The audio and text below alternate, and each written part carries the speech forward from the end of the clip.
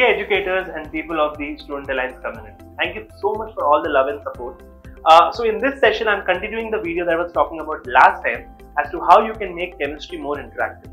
So we've learned that in the last time, you can check the first 20 elements from hydrogen to calcium very easily. But as you move forward, as you go to 11, 12 standard, you have separate block chemistry from S block, P block, D block and F block. Now here, in case I want to see the valence shell electrons of all the elements, right? So we know that valence shell is, you have Aufbau principle, you have a lot of other principles where you make the valence shell electrons. But if you have everything at one place, it becomes easier.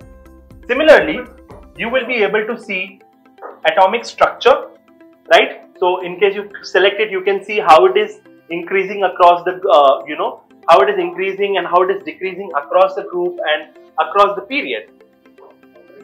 The same thing with respect to atomic number. You will know all the atomic numbers, including the lanthanides and actinides, which generally comes here.